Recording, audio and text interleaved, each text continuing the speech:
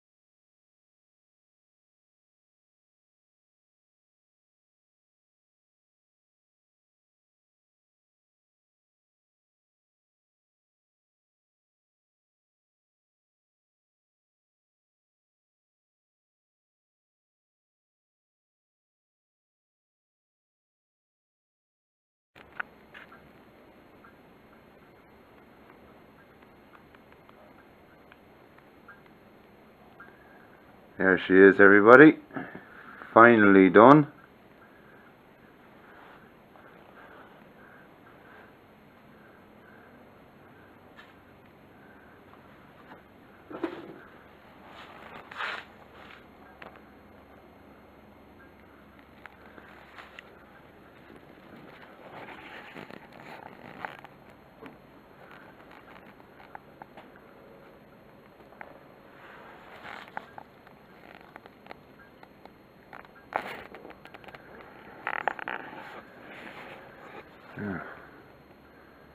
Let me show you some of her features. Down here, a nice leg vise.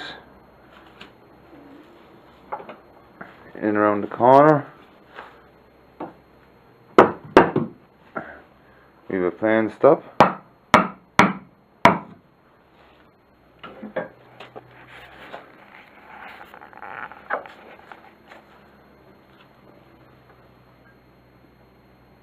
Yeah, the cabinet. I'll get some better lighting now in a minute. Down this end.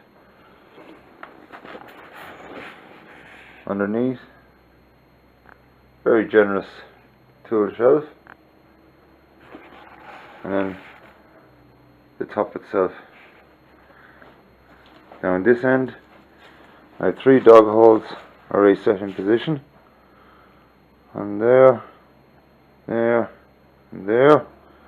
Just with a standard record or ellipse quick release vise. There's the patches that we put in that would have been the top of the legs otherwise.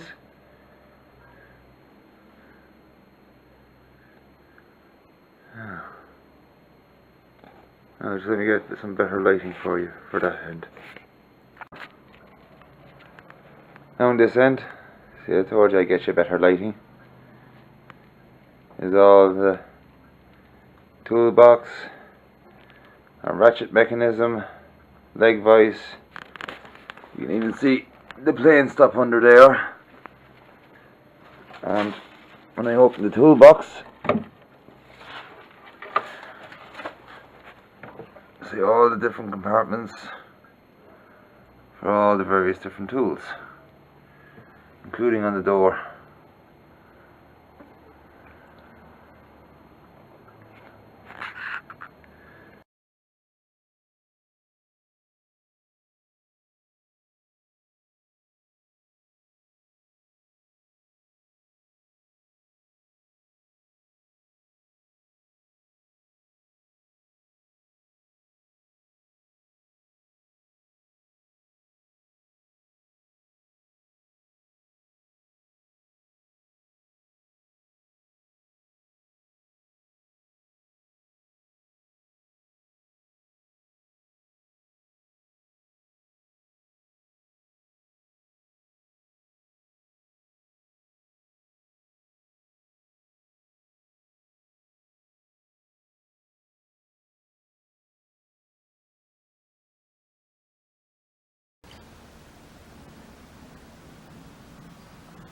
Okay, sports fans, she has finally landed, or done as the case may be.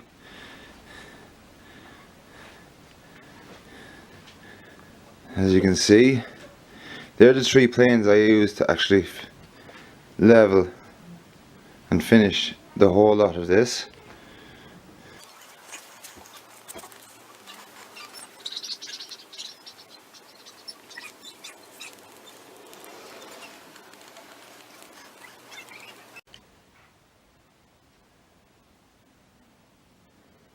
Now that's the toolbox kitted out. As you can see, oh, one of my chisels isn't sitting down right, oh well. But that's how it looks, and all the tools are in it, and I still have space for add-ons later or anything like that, or if I happen to change my tools, like if I happen to come across a Veritas or a Lee Nelson jack plane for argument's sake, or another nice Stanley or Bailey's smooth plane, then obviously they might get promoted and put into the end toolbox. But this is something very similar to what I had when I was in secondary school, and I just liked it so much. Well, I'm using it here now myself. Onwards anyway, and as you can see, perfectly flat top.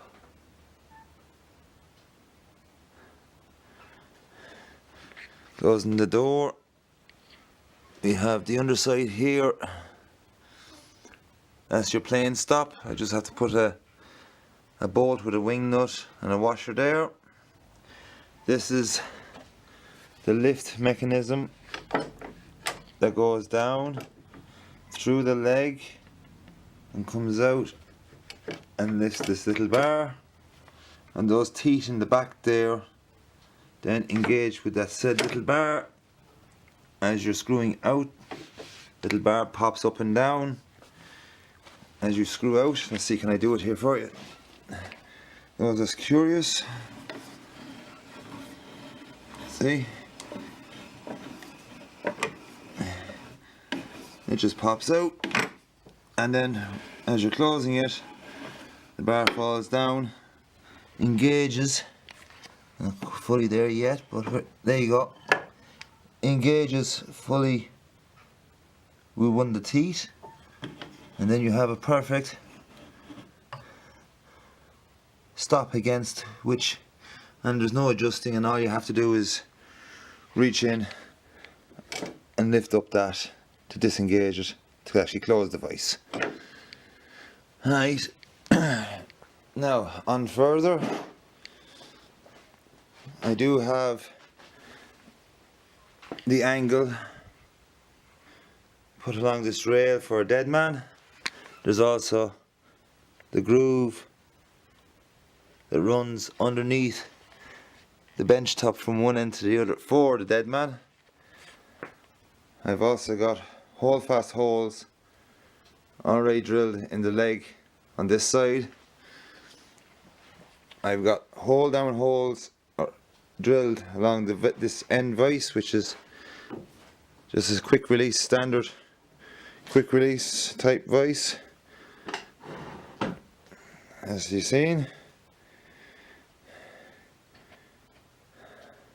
I haven't drilled any holes in the top yet because I haven't decided as to where they're going to go, but wherever they go, they're going to be in line with these three holes, and then I might have a few odd ones depending on where I want to use holdfasts and such like. I've already got, as you can see, a moccasin vise made. It's made a couple of years now, so it's pre-YouTube. Down below there I have my shooting board, and over here then,